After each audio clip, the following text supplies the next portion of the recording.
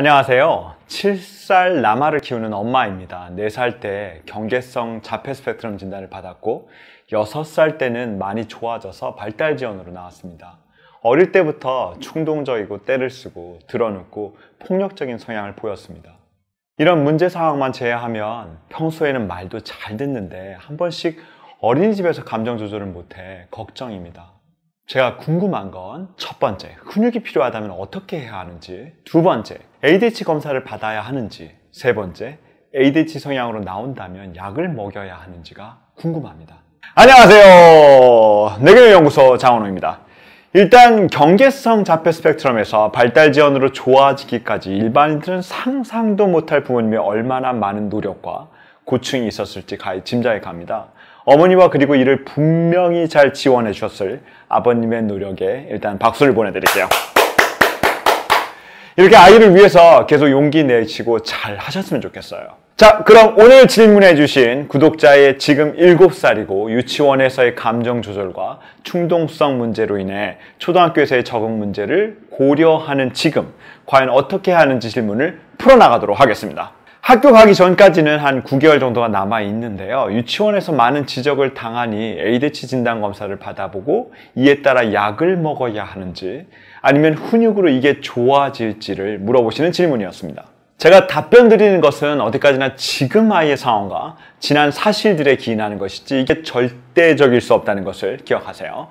제가 아이를 직접 본 것도 아니어서 어디까지나 제한될 수밖에 없겠네요. 훈육에 대해서 말씀드리자면 아이가 점차적으로 좋아지고는 있지만 잘못된 행동을 지속적으로 반복한다면 훈육만으로는 제한점이 있을 것이라고 생각이 돼요. 올바른 훈육을 하고 이에 따라 아이는 행동 수정을 해야 하는데 행동 수정이 지속적으로 되지 않는다면 여러 가지 이유가 있겠지만 아이의 발달 지원을 고려해 볼 때 아이의 인지 능력이 행동 수정을 하는 데는 부족하다고 생각되기 때문입니다. 물론 그렇다고 훈육을 안 하라고 말씀드린 것은 절대 아니에요. 사회성은요, 사회성도 다른 아이와 계속 노는 시간을 늘리거나 혹은 다른 아이들과의 어울림이나 행동 놀이로 빠른 시간 내에 좋아지지는 않을 겁니다. 사회성은 비언어적 학습 능력에 기반을 하고요. 이를 포괄적으로 책임지는 저희 우뇌 기능 역할이 중요합니다. 자녀의 발달 지원은 반복 학습을 통해 시간을 어느 정도 거스를 수는 있지만 우뇌의 발달 지원은 반복 학습을 통해 극복되기가 어렵습니다. 근본적으로 정보를 병렬 처리하는 우뇌의 특이성상 전체 그림을 보는 것은 습관이나 반복에 따라 효과적으로 좋아지기 어렵기 때문입니다. 훈육이 제대로 작동하고 사회성이 발달하기 위해서는 자뇌뿐만 아니라 우뇌의 정상적인 인지 능력이 꼭 필요합니다. 그리고 중요한 키워드가 하나 있는데요. 질문 중에 아이들과 노는데 융통성이 없다? 아예 융통성이 없다면 부모의 유전적 요인을 돌아볼 수밖에 없겠죠.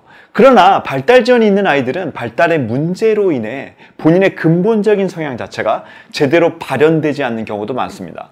부모님들이 우리는 안 그런데 우리 아이는 우리와 성격이 좀 다른 것 같아요 라고 하시거나 혹은 아이가 정상적으로 발달하면서 성격이 변하는 경우도 많기 때문입니다. 그런데 왜 자신만을 고집하고 아이들 간의 관계에서 융통성의 부족이 나타나는 걸까요? 뇌는 원칙적으로 안정성을 아주 중요하게 생각합니다. 했던 것, 내가 이미 알고 있는 것, 그리고 내가 이미 알고 있는 사람들을 만나는 건 그렇게 어렵지 않게 프로세스할 수 있죠. 그러나 새로운 사람을 만나고요, 새롭게 직장을 구하기 위해 첫 인터뷰를 하는 일이라든가 학년 첫날은 뇌 기능이 할 수 있는 능력 이상으로 풀 가동됩니다. 이러한 순간을 위기라고 인식을 하는 거죠. 그리고 이러한 순간에 얼마나 많은 스트레스를 받았는지 한번 생각해 보세요. 피하고 싶은 순간들이긴 하지만 억지로 버텨내고 끝내고 돌아온 날은 두뇌 피로가 장난이 아니죠. 그리고 이런 날 집에 들어오면 뇌가 텅 빈 것처럼 멍하고 몸도 파김치가 됩니다. 뇌는 일반적으로 안정적이고 보수적인 것을 추구하기 때문에 새로운 것들을 쉽게 처리하려고 하지 않습니다. 에너지가 너무 많이 소모되기 때문이죠. 특히 새로운 것에 노출되고 오픈 마인드를 가질 수 있는 유연성과 관련해서는 우뇌의 능력이 아주 중요합니다. 우뇌의 능력이 부족하면 유연하지 않고 새로운 것을 하기에 너무 힘이 들기 때문이죠. 그래서 우뇌 발달이 느린 친구들은 이렇기 때문에 고집이 세다고 느끼기도 하고 친구들과 잘 어울리지 못할 수도 있습니다. 발달 지원 ADHD 틱을 포함해서 발달에 문제가 있는 아동들을 보면 고지식하고 융통성이 없는 친구들이 생각보다 많습니다.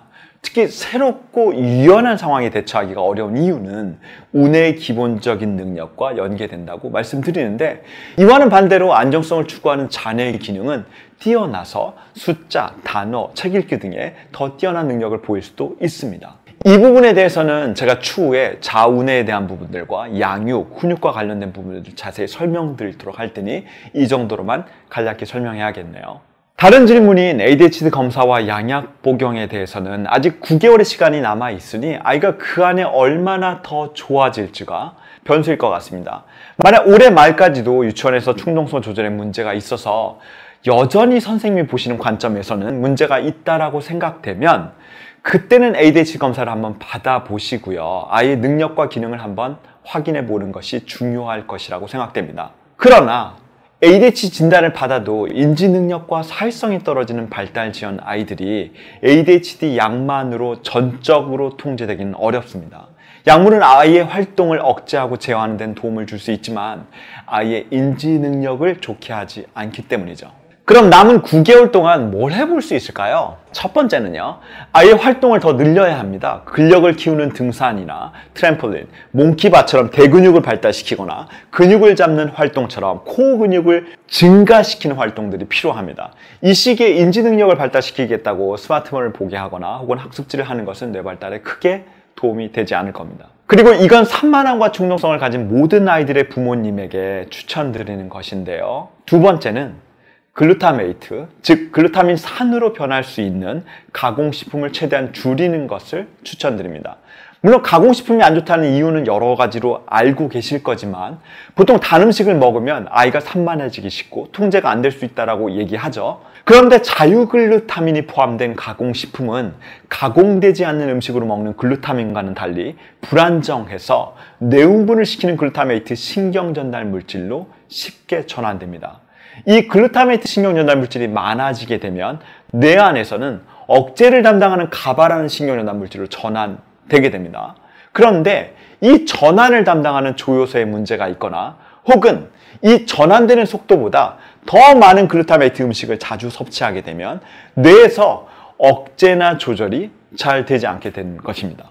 글루타메이트로 전환될 수 있는 자유글루타민을 가지고 있는 대표적인 성분들은 이름만 들어도 아실 수 있는 구연산삼 나트륨, 구연산, 젖산칼슘, 소르브산칼륨, 소르빈산, 히드록시프로필인산 이전분, 질산나트륨, 젤라틴, 로코스트콩검, 진탄검, 팩틴, 변성전분, 아라비안검, 덱스트린, 대두단백질, 유장단백질, 카라기난, 구연산, 옥수수 전분, 옥수수 시럽, 칼슘 카제인, 건조 효모, 탈집 운유 또는 혼합 탈집 운유, 변성 전분, 초유단백 분말, 유단백 분말, 카제인 나트륨, 넷넷 카제인 등입니다. 가공식품의 뒤쪽 라벨을 보시면 이런 성분들이 너무 흔하게 들어 있습니다. 이 부분에 대해서는 나중에 자세히 설명드릴 것이지만 일단 가공식품에 들어가는 이런 물질들은 쉽게 글루타메이트로 전환되어 억제를 담당하는 가바라는 신경전달 물질로 전환되기도 전에 뇌를 과도하게 흥분하는 요인이 돼서 꼭 절제해서 드시기를 추천드립니다.